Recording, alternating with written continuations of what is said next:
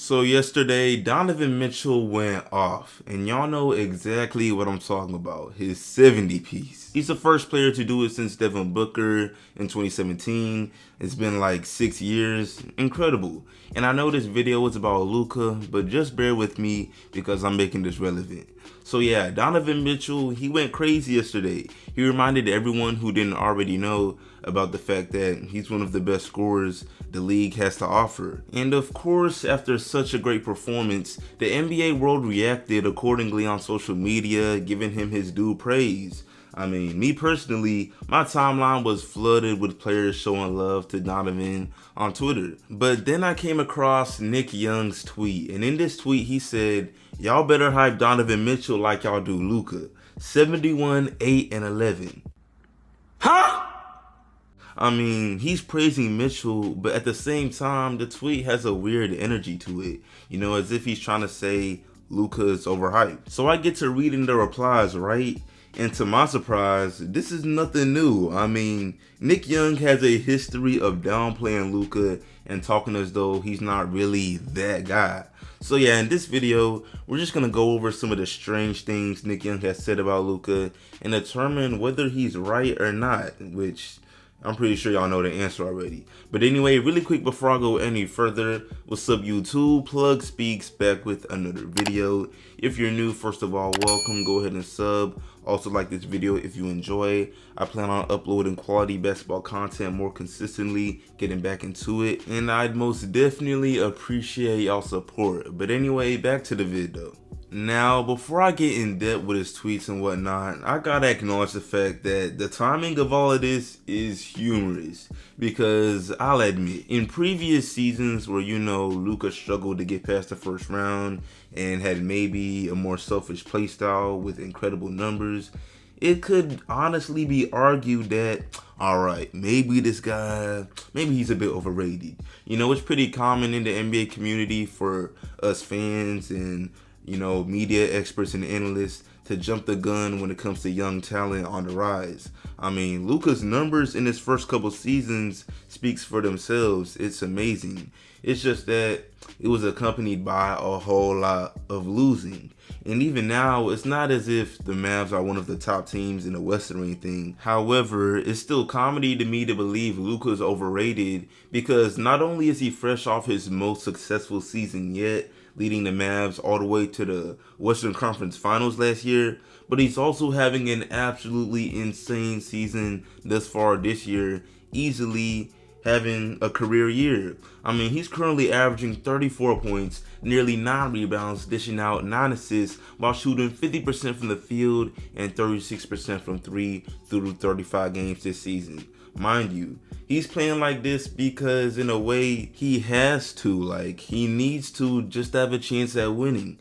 Just a few games ago, he made history as the first player to drop 60, 20, and 10 in a game versus the Knicks. I mean, what is this 2K stat line? I mean, this is my career. I don't even got 2K23, but I'll play 2K23 right now. That's what my player is putting up. And if you've seen the highlights to that magical performance, you already know the deal. I mean, he made the game-tying shot off a one-leg shot in the process of that 60-point masterclass. This wasn't an instance where, a player goes off for the first 3 quarters, then continues to do so in garbage time rather than sitting out for the fourth. No, without that 60 points, the Mavs lose that game point blank. And that's pretty much been the story the whole season for Luka and the Dallas Mavericks. Luka needs these superhuman performances just for them to win games. So yeah, again, the idea of him being overrated right now is just comedy. But let's get into the history of Nick Young's dislike against Luka. So in February of 2019, back when Luka was a rookie, Nick Young made a tweet really just showing love to Trae Young. I mean, if y'all remember, the Rookie of the Year race that year was clearly in Luka's favor at first, but then Trae made it interesting and started going stupid after All-Star break. So yeah, Nick Young basically just said, Luka started out going crazy at first, but Trae is making it interesting. That's not really a bad tweet at all, right? It seems it's harmless. But you gotta understand, it's the pattern afterwards that causes me to include this one. Because 2 years later, in June of 2021, Trey leads the Hawks beyond the first round for the first time. And then boom, Nick Young feels the need to make us aware of the fact that Trey made it out the first round before Luka did. He really wanted to say that. And then a month later, when Trey continued to go off in the playoffs, he led them all the way to the Eastern Conference Finals against the Bucks. Nick Young puts out another tweet asking everyone to please give Trey the same hype Luka receives, claiming that if this were Luka, he'd be the face of the league on all media platforms. And you know, that sounds pretty similar to the tweet he just put out about Donovan Mitchell. And it's just weird because he really felt the need to again bring up Luka rather than just giving Trey his credit for playing well in the postseason. It's just mad unnecessary. Like, he can't help but let us know that he feels some type of way about Luka, man. And I don't know what Luka did, but it seems like he be chilling. Luka stays out the way.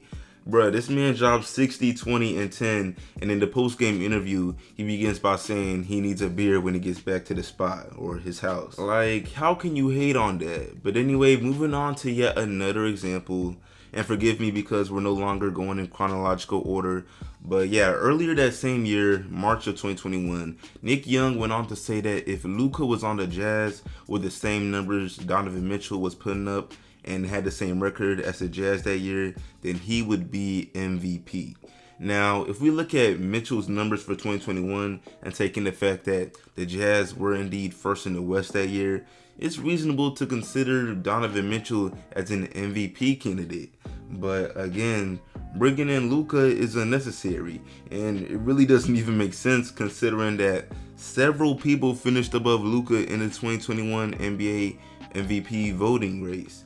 Like, if anything, have beef with the winner, Nikola Jokic. So if Nick Young wanted to throw strays, you would think it would be directed at some of the other guys that actually got closer to winning the award. I mean, I'll throw up the graphic. Several people got closer to winning MVP rather than Luka. I don't know, y'all. I'm not going to stretch out this video for too long. I'm pretty sure the main point is pretty clear. Nick Young just has a strange obsession with Luka and bringing him up in completely irrelevant scenarios. And in each of these scenarios, he just so happens to hint at the idea that he believes Luka receives more love and praise than he actually deserves. For example, a rapper could probably name drop an NBA player in a song. Y'all know they do that all the time. And Nick Young would be like, if it was Luka, you would have named your entire album after him. Like, man, what is that? But yeah, I appreciate y'all watching. Like I said, that's pretty much it for this video. Shout out to Donovan Mitchell. He went crazy yesterday. I was really going to make a video on him, but then I seen Nick Young's tweet and I was like, this has to be a gist. But yeah, I appreciate y'all watching. Like the sub, subscribe. I'm trying to get back consistent on this NBA content. And y'all drop below, why do y'all think Nick Young is obsessed with Luka? But yeah, that's it. I'm out.